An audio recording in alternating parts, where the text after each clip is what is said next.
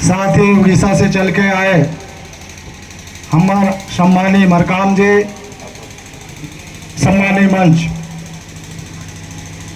और ठाकुर जोहारनी गायता जोहारनी के कार्यक्रम उपस्थित गोंडवाना भूभाग के मालिक, मालकिन, श्रमवीर, अन्नदाता, आप सभी के चरणों में मेरा सादर सेवा जोहार पहुंचे।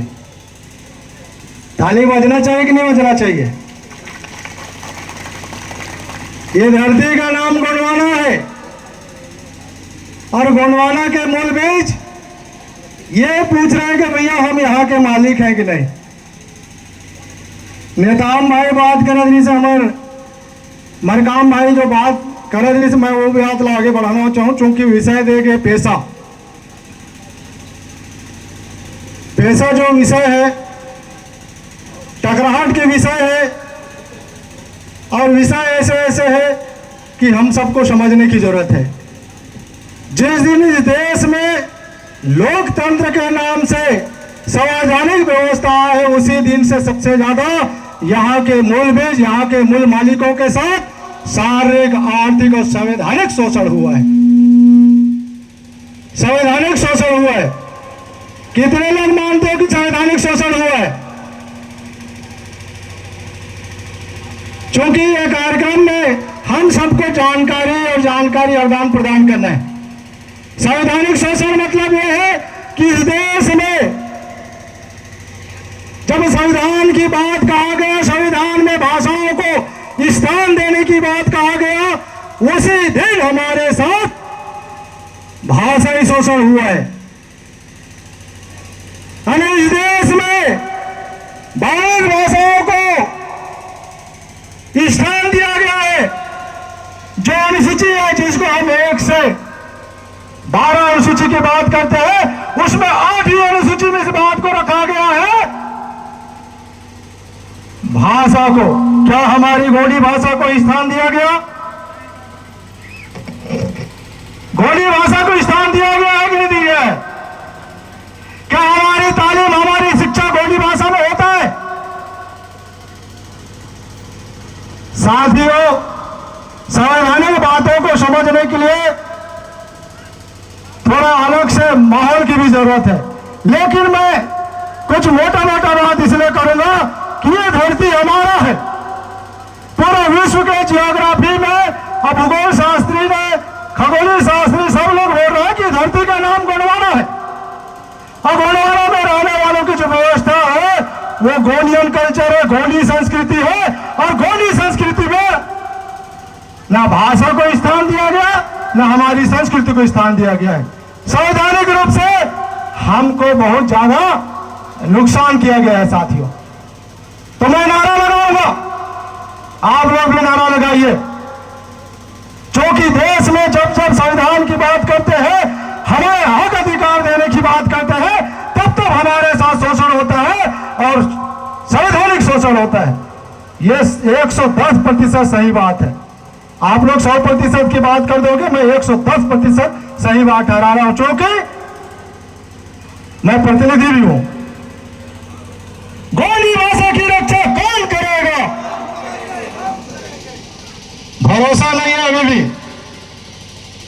हमें तो पहली क्लास से चालू करना है, जो हमारा पुरखा व्यवस्था है। नेताम भाई भी बोल रहे थे, हमारे मरकाम जी जो प्रवक्ता है इस ब्लॉक के, वो भी बोल रहे थे। हम आजकल इतने ज्यादा धर्मी लोग हो गए हैं और हम धर्मपूर्वी बोलते हैं, तो हमारा धर्मपूर्वी जो शब्द रहा है, जो विषय है, वो गोंडी भाषा की रक्षा कौन करेगा? दोनों हाथ उठा के जयकारा करोगे ताकि लगना चाहिए जो मेरे दादा के बाद मेरे पिताजी लोगों ने गोंडी भाषा बोलना छोड़ दिए, तो मुझे भी गर्व होना चाहिए। क्योंकि मेरा मंडल इधर है लंगोड़ा तरफ, तो मैं भी यही के कौन हूं, बस्तर संभाग के, कोई बाहरी नहीं हूं। गोंडी भाषा की रक्षा कौन करेगा? जोरदार थोड़ा दुकान में बैठे हैं या खड़े उन लोगों से भी निवेदन है, यही आपका पहचान है, यही आपका अस्तित्व को बचाने का पहचान है साथियों। गोंडी भाषा की रक्षा कौन करेगा? गोंडी संस्कृति की रक्षा कौन करेगा? तो गोंडी संस्कृति क्या है? मैं थोड़ा आप लोगों से पूछना चाहता हूं, क्या है गोंडी संस्कृति? क्या है गोंडी संस्कृति? क्या है गोंडी संस्कृति? क्या है? क्योंकि गोंडी संस्कृति की जब हम बात करते हैं तो हमारा दिल दिमाग में बैठ जाना चाहिए जो हमारे पुरखों द्वारा जो संस्कार बनाया गया है। कौन सा 3 संस्कार है? जन्म संस्कार, ब्याह संस्कार और मृत्यु संस्कार। ये हमारा अनुच्छेद 13(3) का है। हम अनुच्छेद 13(3) को कैसे परिभाषित करेंगे? कैसे परिभाषित करेंगे? जो कश्मीरी लॉ की बात कर रहे थे हमारे काम भाई, उसको कैसे आप प्रमाणित करोगे कि आप अपने कश्मीरी लॉ से जीवन यापन करते हैं? आपकी जो व्यवस्था है वो 3 व्यवस्था आपके संस्कार में है और वो संस्कार से आप जीवन यापन करते हैं। कैसे बताओगे? क्योंकि यहां मैं बोला ना, कोई दाएं वाला है कोई बाएं वाला है, तब भी बोलता है मैं आदिवासी हूं। भैया आदिवासी का परिभाषा तो 42 जनजाति को परिभाषित करता है, साथ में एसटी एससी ओबीसी को भी परिभाषित करता है। आदिवासी जो भाषा, आदिवासी जो शब्द है, देश के जितने भी मूल निवासी है जिनको भारत के संविधान में एसटी एससी ओबीसी कहा गया है, इन सबको परिभाषित करता है। तो हम अगर कश्मीरी लॉ की बात कर रहे हैं तो हमारा अपना जीवन पद्धति क्या है, जीवन जीने की व्यवस्था क्या है, हमारी गोगो पद्धति क्या है, हमारा सेवाजी पद्धति क्या है, हमारा जन्म संस्कार, मृत्यु संस्कार, ब्याह संस्कार क्या है, तीज त्योहार क्या है, यही है भारत के संविधान में जिसको अनुच्छेद 13(3) का कहा जाता है। और ये 13(3) को रूढ़ी प्रथा की बात कर रहे हैं और विधि का बल भी बात कर रहे हैं, विधि का बल की भी बात कर रहे हैं। लेकिन है क्या चीज विधि का बल? क्या है विधि का बल? विधि यानी ये भारत के संविधान में कानूनी व्यवस्था को हम विधि बोलते हैं और बल यानी शक्ति होता है, ताकत। उससे पहले आपको रूढ़ी और प्रथा को परिभाषित करना पड़ेगा। रूढ़ी क्या है? जो हमारे मरकाम भाई बोल रहे थे, मैदाम भाई बोल रहे थे, रूढ़ी वो चीज है जो हमारी कई पीढ़ियों से, जब ये धरती का उद्गम हुआ, यहाँ पे जीव जगत का उद्गम हुआ, यहाँ पे मानव का विस्तार हुआ, मानव में खान पान रहन सहन तीज त्योहार का उत्पन्न हुआ, वही तो हमारा रूढ़ी है। अगर आपकी रूढ़ी में कोई परंपरा भटक जाती है, आज हमारे देश में कई ऐसे सामाजिक व्यवस्था में काम करने वाले लोग हैं, यह जो समाज के नाम से जो भारत के संविधान में एक नंबर दिया गया है कि आप एसटी हो, आप एससी ओबीसी, ये अपनी अपने रूढ़ी से भटक गए हैं और परंपरा से भी भटक गए हैं। हमारे समाज में भी गौंड तो कह रहे हैं, लेकिन गौंड के साथ साथ वो रूढ़ी से भटक गए और परंपरा में अटक गए। अटक गए कि नहीं दादा? ये सच्चाई है। ये क्षेत्र और ये व्यवस्था, ये संवैधानिक व्यवस्था है। अगर मेरे समाज में किसी प्रकार के कोई भारी अतिक्रमण होता है सांस्कृतिक रूप से, उसे मुझे बोलने का अधिकार ये भारत का संविधान देता है। अगर कोई हमारे समाज में गैर तरीके से हमारी जो बाना है, हमारा जो बाना बिरादरी का व्यवस्था है, उसमें संक्रमण करता है, उस व्यवस्था में शोषण करता है, तो हमको बात रखने का अधिकार इस देश के संविधान देता है। साथियों, लोग धर्मांतरण की बात करते हैं। मैं पेशा में आऊंगा, थोड़ा सा गलत तो नहीं जा रहा हूं नेता भाई, अगर आप बोलोगे तो मैं पेशा में बात करूंगा, गलत तो नहीं जा रहा हूं ना? क्योंकि बनावटी चीज को बाद में बात करेंगे, जो मुख्य चीज है वो हमारी अपनी पहचान है। तो मैं क्या बोल रहा था, ये क्षेत्र के बारे में भी जानना है। जो भारत के संविधान में जो व्यवस्था दिया गया है, जो अनुसूचित क्षेत्र की जो बात कहा गया है, ये अनुसूचित क्षेत्र क्या है? Schedule tribes. शेड्यूल क्या है? अंग्रेजी शब्द है भैया। ये शेड्यूल क्या है? शेड्यूल। और ट्राइब्स क्या है? आप लोगों को समझ रहे, क्योंकि माया जाल वाले बहुत हैं, जिसको हम शब्द बाढ़ बोलते हैं, बहुत है। तो ये जो अनुसूचित जनजाति जो क्षेत्र कहा गया है, इसे ट्राइबल क्षेत्र कहा गया है। क्षेत्र को भी इंगित करता है और वहां पर रहने वाले लोगों को भी इंगित करता है, इसलिए शेड्यूल ट्राइब्स कहा गया है, शेड्यूल क्षेत्र कहा गया है। अनुच्छेद और जनजाति क्षेत्र कहते हैं इसको। क्या कहते हैं? अनुसूचित और जनजाति क्षेत्र। जनजाति में कौन है? हम लोग हैं। जो 5वीं अनुसूचित जो क्षेत्र है और 6वीं अनुसूचित जो क्षेत्र है, ये विशेष क्षेत्र है। विशेष इसलिए है कि जो समाज जो बहुत पहले से है, जिसको अमरकांत जी बोल रहे थे, धर्मपूर्वी, इनकी अपनी भाषा, इनकी अपनी तीज त्योहार को कैसे आप संरक्षण और संवर्धन करेंगे? ये देश का कानून हमको ताकत देता है, ताकत देता है हमको। और वही चीज है अनुच्छेद 244 1, जिसको हम 5वीं अनुसूचित क्षेत्र कहते हैं, अनुसूचित 244 2, जिसको हम 6वीं अनुसूची कहते हैं। अब अनुसूचित जो क्षेत्र है और जनजातियों का क्षेत्रों का जो प्रशासन जिसको बोल रहे थे, इस क्षेत्र में बहुत घपला हुआ है, बहुत घपला। इसलिए घपला बोल रहा हूं कि 5th शेड्यूल एरिया में स्वशासन और प्रशासन की बात कहा गया है। तो यहां पंचायत कहां से आ गया भैया? ठीक है, ये पंचायत कैसे आ गया? 244 यह जाकर के गांव को नगर पंचायत बना रहे हैं, नगर पंचायत को नगर पालिका बना रहे हैं और नगर पालिका को नगर निगम बना रहे हैं। ये हमारे साथ छेड़छाड़ हो रहा है। इसी छेड़छाड़ के चलते हम अपनी भाषा को नहीं बचा पा रहे, हम संस्कृति को नहीं बचा पा रहे और बाहरी अतिक्रमण जो हो रहा है, जो 1968 में धर्मांतरण के लिए कानून बना इस देश में, और धर्मांतरण का परिभाषा आज तक किसी ने हमको सही ढंग से नहीं बता रहा है। क्या है धर्मांतरण? क्या है धर्मांतरण? न कोई यहाँ के प्रशासनिक अधिकारी बता रहा है, न यहाँ का जनप्रतिनिधि बता रहा है, न यहाँ पे पढ़े लिखे हमारे जैसे जो नेतागिरी कर रहे हैं, समाज का प्रतिनिधित्व कर रहे हैं, समाज के कर्मचारी हैं, ये भी इन बातों को ढंग से बता नहीं पा रहे हैं। पढ़ने वाले बच्चों को तो मैं कह ही नहीं सकता, क्योंकि मस्त रहे मस्ती में, आग लगे बस्ती में।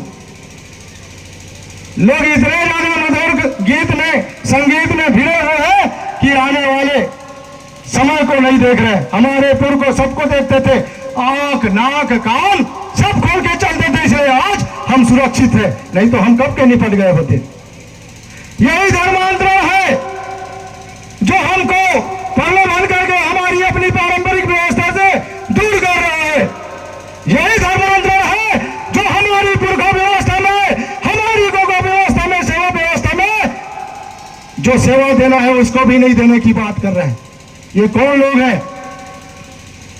मैं उनको इस मंच के माध्यम से बोलना चाहता हूं कि अगर वो अपने पैन पुरखों से हट के अगर किसी भी धर्म ग्रंथ को मानते हैं और धर्म के जो उनके जो पैन पुरखा बना है उसको मानते हैं, तो उनके लिए एक संदेश है, फला पैन में शक्ति है, बुला के तो देख।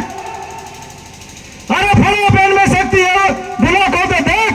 अरे जिसे भरोसा नहीं है वो एक बार आजमा के तो देख, आजमा के तो देख।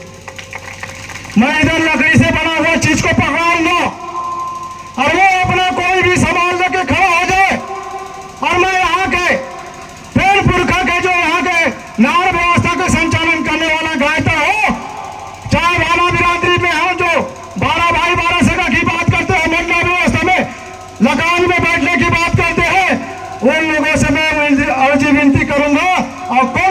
रिश्ता है हम देखते हैं। होना चाहिए कि नहीं होना चाहिए? काहे के लिए झगड़ा करना भैया, ये वहां गया है यहाँ वहां गया है। हम तो खुला मंच में करते हैं कि जो इनके कर्तव्य लड़ता है उनके साथ हम बैठेंगे, प्रशासनिक अधिकारी के साथ कलेक्टर बैठेगा और यहाँ के जनप्रतिनिधि बैठेंगे और देश का संविधान रहेगा। और ये जो काम झाम करके हमारे लोगों को बैला फुसला के जो काम कर रहे हैं हम उनके साथ बैठेंगे। अरे यार, जो संक्रमित व्यक्ति है हम उनके साथ क्यों लड़ाई झगड़ा करें? अगर मैं गायता और न्याय व्यवस्था को नहीं जा रहा हूं तो मेरे साथ कोई बैठ के क्या तर्क वितर्क करेगा क्या? तो हम जो धर्म की बात कर रहे हैं और धर्म के आड़ में जो हमारे साथ चीट कर रहे हैं, हमारे साथ फर्क कर रहे हैं, हम उनके मुखिया के साथ बैठना चाहते हैं। बैठना चाहिए कि नहीं बैठना चाहिए? बैठना चाहिए ना। थोड़ा सा हम गड़बड़ करते हैं कि हम उसके जो बनाए हुए ठंडा मंडा कुंडा में जाके देख तोड़ते हैं। अगर वो कहीं जा रहा है तो उसको मारते पीटते हैं। भैया, ऐसा हमारे सियान लोगों ने कभी नहीं किया। मैंने एक शब्द कहा है, पेड़ पुरखा में हो सकती है। वाकई ये चाहते हैं कि हम अपने जल जंगल जमीन को बचाने वाले हैं तो बोल रहे थे हमारे नेता भाई, मैं तो देखना चाहता हूं ये पुरखा हमारे जल जंगल को तभी बचा सकते हैं जब हम संविधान के अनुरूप जो गलत संविधान में व्याख्यान किया जा रहा है, जो हमारे ऊपर गलत संविधान थोपा जा रहा है, उस पर हमको डिस्कशन करने की जरूरत है। नेताम भाई बोल रहे थे कि भैया फॉरेस्ट राइट जो पुस्तक है वन अधिकार अधिनियम 6 जो कानून बना है, वन अधिकार अधिनियम के लिए जो कानून बना है 2006 में, नियम बना है 7-8 संशोधन अधिनियम 2012। तो क्या भीख में हमको देख रहे हैं ये राज्य सरकार और केंद्र सरकार? कहा है हमको बेवकूफ बना रहा है भैया। 5th शेड्यूल में जब कहा जाता है कि ये क्षेत्र जो है 5वीं अनुसूचित क्षेत्र में है, क्षेत्र है, अनुसूचित जनजाति क्षेत्र है और इस क्षेत्र में 1 इंच ना राज्य सरकार का ना केंद्र सरकार का जमीन है, तो ये कौन होता है हमारे लिए कानून बना के हमको बेवकूफ बनाने वाला? पैसा भी उसी में लटका हुआ एक चीज है साथी। बताइए, हमारे जो गायता है, हमारे जो गांव के सियान है, इनका कोई अधिकार नहीं है गांव में। क्योंकि मैं जिला पंचायत का सदस्य भी हूं, हमारे यहाँ जिले में जितने उच्च अधिकारी रहते हैं उनके साथ सामान्य सभा का बैठक होता है, जिसका प्रतिलिपि सरकार को जाता है, विधायक को जाता है, सांसद को जाता है। मैं पूछता हूं उन लोगों से भी, वन अधिकार का पट्टा कौन दे रहे हैं भैया? बताइए तो। गांव वाले दे रहे हैं? पक्का नहीं दे रहे हैं। गांव वाले देते थे पहले, जिसको हम लोग क्या बोलते थे, नौटोर। कैसे भैया, कैसे का मरकाम दादा उड़ीसा वाला नेताम, सॉरी नेताम। गांव वाले पहले क्या देते थे? नौटोर, वो गांव वाले देते थे। लेकिन आज वन अधिकार अधिनियम जो नौटरी था उसको वन अधिकार मान्यता पत्रक दे रहे हैं। उसमें वन समिति का अध्यक्ष है जिसका दस्तखत रहता है। गायता का है क्या उसमें? मरकाम जी है क्या गायता का दस्तखत? तो हम किधर जा रहे हैं भैया? गायता कहां बैठेगा और कहां रहेगा बताओ मेरे को।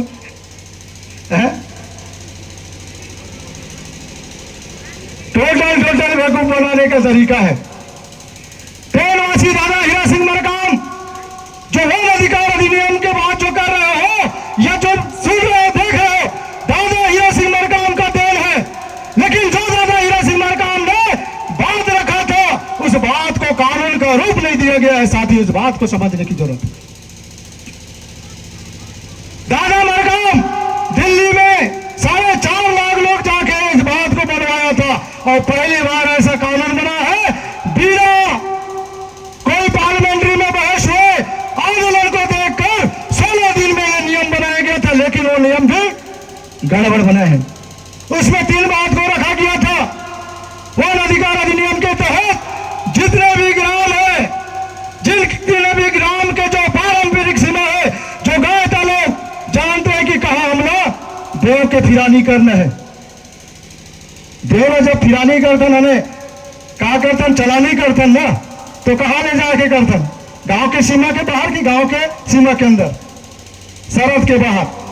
उसमें बात कहा गया था कि हमारे गांव का जो पारंपरिक क्षण है, सीमा है, जो रूढ़ी परंपरा के आधारित है, और जो हमारा निस्तारिका ने दतुन तोड़ने के लिए, गाय चराने के लिए जाते हैं, उसको एक सीमा कहा गया था। और उस नियम में कहा गया था कि उस गांव को, जंगल है, नदियां है, पहाड़ है, उसको सामुदायिक दावा में एक साथ दे दो। ये बढ़िया था कि नहीं था?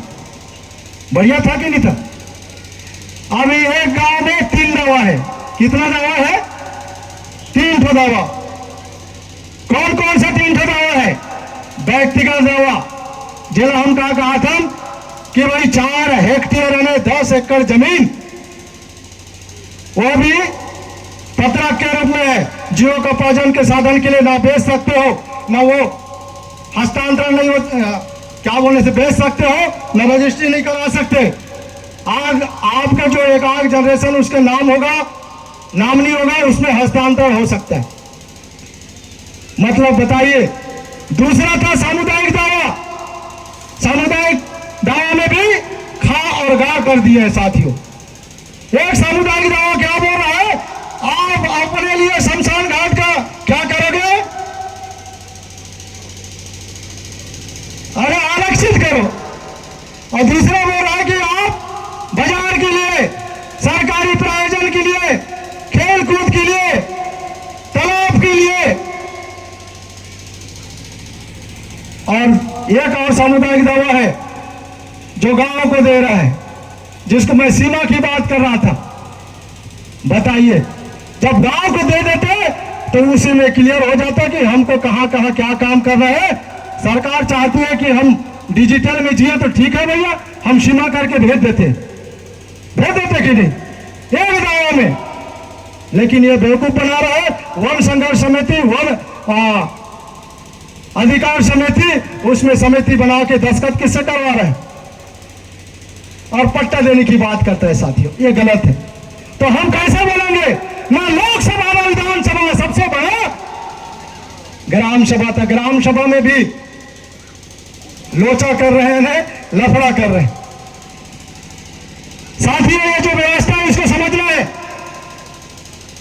वन अधिकार जो वन कानून में संशोधन के लिए फिर से आंदोलन किए थे हम लोग, और उसमें घुमा फिरा के लूटने का काम कर रहे हैं। तेरवासी दाना मरकाम बोला करते थे, आपको कोई भी सरकार है हक अधिकार देने के लिए कागज अने संविधान में स्थान नहीं देंगे, ये समझने की बात था। और निश्चित ही हम देख रहे हैं, हम ग्राम सभा भी कर रहे हैं, वन संघर्ष समिति बना हुआ है, संवर्धन की बात कर रहे हैं। फिर भी आज फॉरेस्ट विभाग गांव में पड़ा हुआ है, गांव में काम कर रहा है साथियों।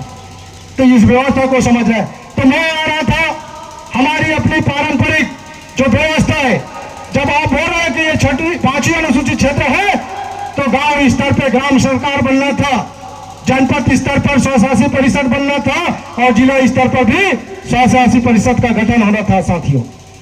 लेकिन सरकारों ने हमको बेवकूफ बना के 5वीं अनुसूचित क्षेत्र में पंचायत भेज दिया।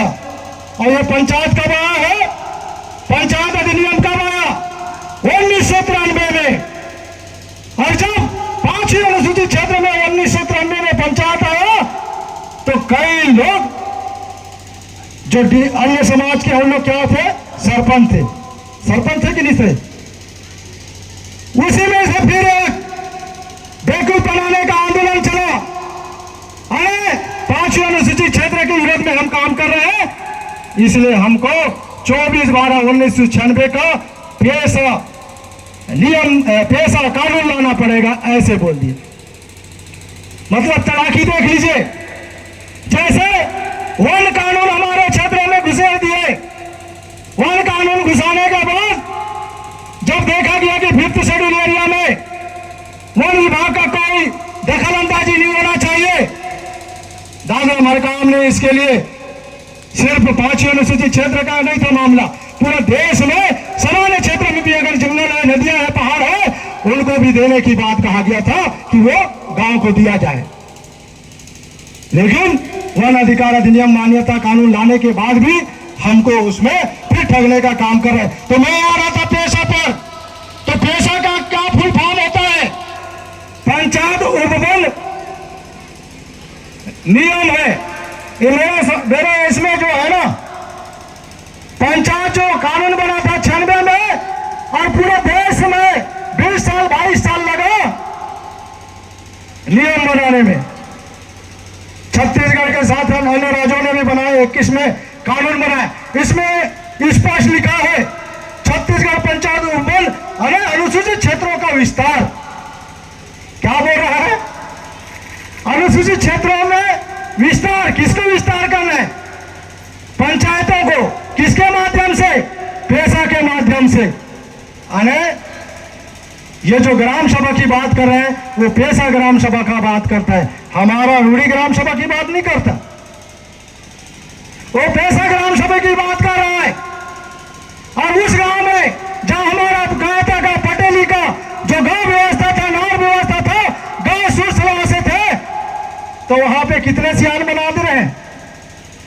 वन समिति का अलग सियान, पेशा में ग्राम सभा का अध्यक्ष अलग, वहीं पे पंचायत है जिसका सरपंच अलग, वहीं पे हमारा गाय था वो पटेल अलग। तो गांव टूटेगा कि जुड़ेगा? गांव टूटेगा कि जुड़ेगा भैया? दादा मन बताओ। दादा मरकाम जब आंदोलन करते थे तो एक शब्द बोलते थे, जहां गड़बड़ होता था वहां पे, चूंकि 5वीं अनुसूचित क्षेत्र में व्यवस्था है, ये जितने लोग आते हैं हमारा सेवक है, हमारा नौकर है, इसलिए उन लोगों को बोलते थे चल कलेक्टर गांव चल, गांव में चल के काम कर। हम लोग किए हैं, हम लोग गांव में बिठाले हैं, ऐसी दर्री में बिठाले हैं। और रूढ़ी जन ग्राम सभा का महत्व होता है। पटेल के माध्यम से गांव व्यवस्था के बारे में बात किए, गायता के माध्यम से जमीन के बारे में बात किए, तो राजस्व वहां पे फेल हो जाता है। साथियों, हम कर चुके हैं और करते आए, लेकिन हम आपस में संवैधानिक बात बोल बोल के हम लोग क्या हो रहे हैं? डिस्टर्ब हो रहे हैं और लड़ाई पे आ रहे हैं।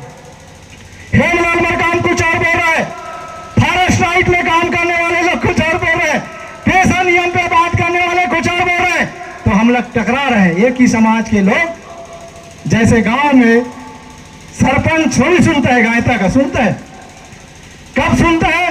जब पंचायत के जो योजना आता है और योजना में गांव का जमीन चाहिए, तो गायता और गांव को पूछता है भैया कहाँ बाथरूम बनाना है, ठीक है?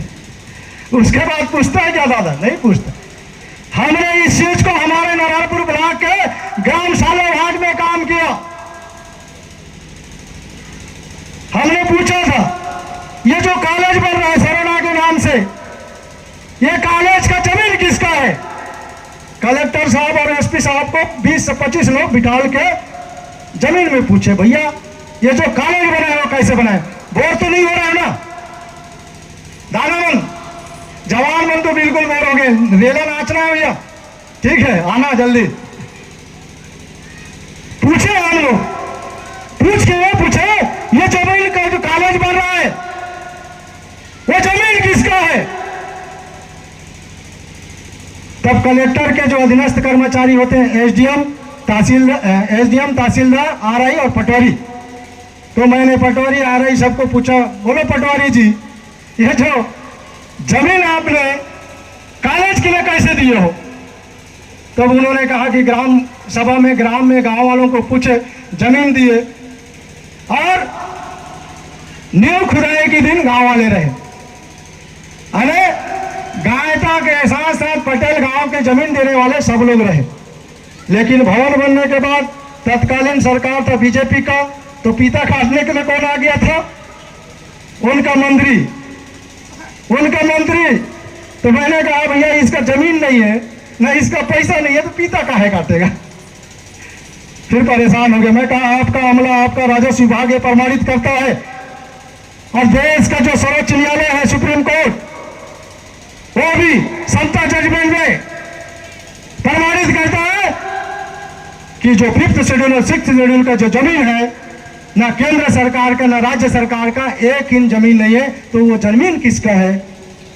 तो वो डिसीजन में आया है कि वो जमीन गांव का है, हम लोग किए। तो साथियों, मैं इसलिए बोल रहा हूं कि पेशा में भी ग्राम सभा का अध्यक्ष मनोनयन करना है, तो भाई गायता और पटेल कहां बैठेंगे तय करना है समाज के मुख्य लोगों को।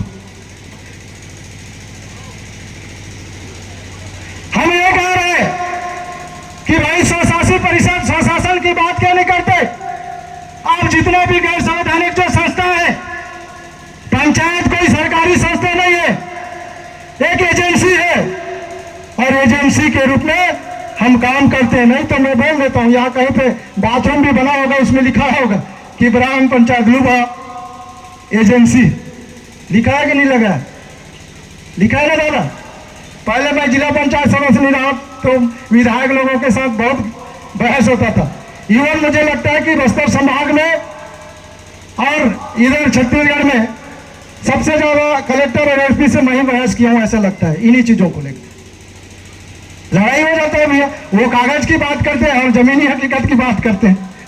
कागज कब आया? जब देश बना तब कागज आया, और देश के पहले तो हम लोग रहे, तो लड़ाई झगड़ा होगा कि नहीं होगा? साथियों, पेशा नियम जो है, इसमें घुमा फिरा के गांव के निर्णय की भी बात आता है, या गांव के खोई हुई जमीन की भी बात आता है, उसको भी पेशा नियम के तहत हम दिलवा नहीं सकते, इस नियम में है। वो क्या बोल रहा है कि ग्राम सभा एक परामर्शदात्री है, अरे हम पूछेंगे गांव में फैसला नहीं होगा तो कहां जाएगा? एसडीएम की ओर जाएगा। ऐसी है कि नहीं है? भैया, जब सरकारी तंत्र से ही हमको न्याय दिलाना है तो भैया हमको क्यों बेवकूफ बना रहे हो? कैसे जी? तो कई ऐसे पॉइंट है, मैं इसको हमारे जो बुद्धिजीवी लोगों से बात हुआ तो बोला भी था कि आप ग्राम सशक्तिकरण की बात कर रहे हो गांव में जाके, लेकिन जब हम उसमें वार्तालाप नहीं करेंगे, विवाद नहीं होगा, प्रतिवाद नहीं होगा, तब तक सही ढंग से क्या नहीं होगा? कानून नहीं बनेगा, या कह सकते हैं कि हमारे हक अधिकार के अनुरूप संवैधानिक व्यवस्था नहीं मिल पाएगा। साथियों, हमको वाद विवाद करने की जरूरत है। जल्दबाजी में कोई भी कानून बना है वो हमको ताकत नहीं दे रहा है, हम जान रहे हैं। बहुत सारा व्यवस्था है, उसके बाद भी हम लोग क्या हो रहे हैं? वंचित हो रहे हैं। और अगर संवैधानिक बात को समझ रहे हैं, संवैधानिक व्यवस्था को सुरक्षित रहना है, तो हम किसको किधर जाना पड़ेगा? हमको किधर जाना पड़ेगा? रूढ़ी परंपरा की ओर। यह क्षेत्र जो है 5वीं अनुसूचित क्षेत्र या विशेष क्षेत्र तब तक माना जाएगा जब तक आपके भाषा, बोली, रीति रिवाज और सांस्कृतिक रूप से आप अपने व्यवस्था को नहीं मानोगे। जो लोग चले गए इधर उधर, वो डिसीजन भी पढ़ लेंगे, डिसीजन पढ़ लेंगे। गरियाबंद का भी मामला आया था, उधर भी हम लोग गए थे। हम लोग जो व्यवस्था है, जिसको धर्म व्यवस्था कहा गया इस देश में, उस व्यवस्था के तहत हमको कोड नहीं दिया गया है। अरे हम न सिख है, न मुस्लिम है, न ईसाई है, न हिंदू है। इनका अपना पर्सनल लॉ बना हुआ है, कानून में दर्ज है। न हमारे लिए पर्सनल लॉ बना हुआ है, न हम हिंदू अधिनियम 1955 और 56 के अनुसार नहीं आते हैं। जो मरकाम भाई बोल रहे थे कस्टमरी लॉ, ये हमारा कस्टम लॉ नहीं है। हिंदू रीति रिवाज हो, चाहे मुस्लिम, चाहे ईसाई, चाहे सिख हो, ये अपनी परंपरा की ओर हमारे लोग चले गए होंगे, उनके लिए खतरा एकता का घंटी है, मजाक में मत लेना। क्योंकि देश का संविधान बोलता है, मैंने पहले ही बोला था, रूढ़ी और परंपरा, जिसको हम प्रथा बोल रहे हैं। आपके बाप दादा रूढ़ी प्रथा से संचालित थे, इसलिए ट्राइबल रहे हैं। यह कोर्ट का डिसीजन आएगा जिस दिन आप लोग जाओगे। आपके बाप दादा गोंडियन संस्कृति को मानते थे, गोंडी भाषा, प्रेम पुरखा व्यवस्था को मानते थे, उनके तीज त्योहार ये थे। लेकिन आप एक्स्ट्रा वाला और मान रहे हो, ठीक है, एक्स्ट्रा वाला और मान रहे हो, जो मैच करता है, जो इंगित करता है और धर्म को, जिसको आप हिंदू बोल सकते हो, चाहे ईसाई बोल सकते हो, चाहे मुस्लिम बोल सकते हो, वो डिसीजन देगा। भैया आपके बाप दादा रहे हैं, लेकिन अब आप नहीं हो, इसलिए इस कालम से आपको आज दिनांक से हटाया जाता है। क्या बोलेंगे? ये तो हमारी कमजोरी है 1033 का, हमारी कमजोरी है 1033 का, हमारा कमजोरी है अखिल गौरव गौर महासभा का, जो 5 टुकड़ों में 6 टुकड़ों में हुआ है साथियों। नहीं तो टाइम नहीं लगेगा। हम डिसीजन करते आ रहे हैं, डिसीजन सरकार की ओर से दिलवाते आ रहे हैं और सरकार मानने के लिए तैयार होते जा रहे हैं। ये क्षेत्र तब तक 5th शेड्यूल एरिया है। आप जब तक ट्राइबल हो, जब तक आपका रूढ़ी प्रथा है, आपका पारंपरिक रीति रिवाज है साथियों, नहीं तो नहीं होगा। और इस मंच के माध्यम से और निवेदन करता हूं, 10 मिनट के बाद अपने बातों को विराम दूंगा। ये जितने भी हैं जो रेला पाटा के नाम से नुमाइश करते हैं, जो गणेश जैसे हिंदू तीज त्योहार में, जो कई ऐसे तीज त्योहार है जिनमें जाके मांदरी नृत्य नाचते हैं, ये हमारी परंपरा नहीं है। आप लोग भी सुधर जाइए, समझ जाइए। ये कोई नाचने का या फिर पहन के दिखाने का परंपरा या कला नहीं है साथियों, ये हमारी अपनी रूढ़ी है। रूढ़ी का मतलब समझना पड़ेगा आपको। पेन बनाने में भी आजकल कई प्रकार के चीजें को क्या कर रहे हैं, अर्पण कर रहे हैं, उनको पहना रहे हैं। ये हमारी व्यवस्था नहीं है। ये कोई आपके विश्रामपुरी क्षेत्र की बात नहीं है, पूरा देश की बात है, क्योंकि हम देश में काम करते हैं साथियों। 344 का के अनुसार स्वशासी राज्य जो बात कर रहे थे, इसमें राज्यपाल को खत्म करने का भी अधिकार है। अब सोचिए कि इधर जो हम कितना भी चिल्लाएंगे, हम ग्राम सभा वाले न सामाजिक व्यवस्था वाले बरकरार नहीं रख सकते। वो राज्यपाल को लिखा पड़ी जाएगा, हर साल प्रतिवेदन जाएगा, वो खत्म कर सकता है। एक शब्द और बोलूंगा, जो 5वीं और 6वीं अनुसूची है, जो 5वीं अनुसूची क्षेत्र है, वो वर्जित क्षेत्र है।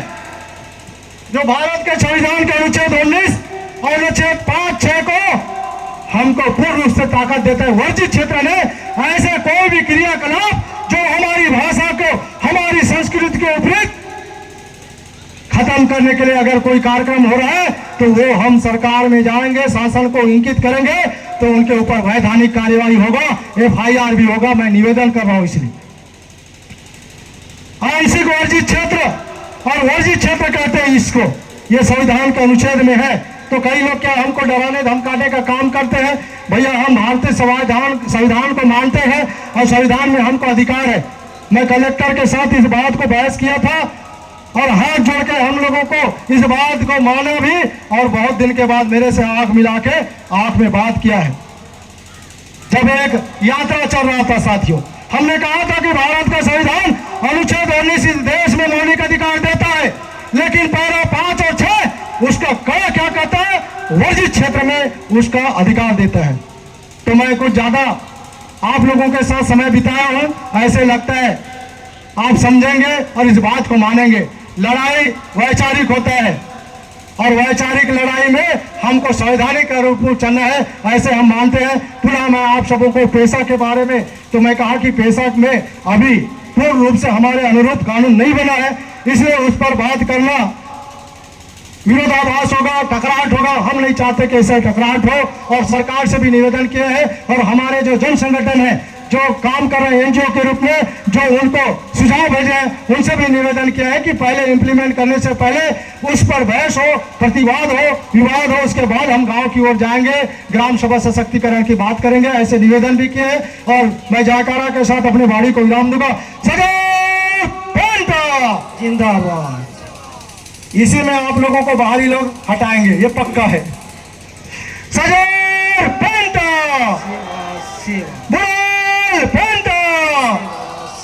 गोंडी संस्कृति की रक्षा कौन करेगा? गोंडी भाषा की रक्षा कौन करेगा? सभी पेनपुर का शक्तियों को निवेदन करता हूँ, दंतेश्वरी याया से निवेदन करता हूँ, कली कंकाली निवास से निवेदन करता हूँ, समस्त गोत्र के पेनपुर का शक्तियों से निवेदन करता हूं, यहाँ के मरकी माई मठियारिन से निवेदन करता हूं कि हमारे सगा समाज में शक्ति की ओर, पुर का व्यवस्था की ओर जाएं, ताकि हम आने वाले पीढ़ी को हम अपनी ताना बाना हमारी संस्कृति को हस्तांतरित करें। इन्हीं भावना हमेशा पाऊंगा, इन्हीं भावनाओं के साथ सादर से जय शिवा, जय फड़ापेन, जय गोंडवाना।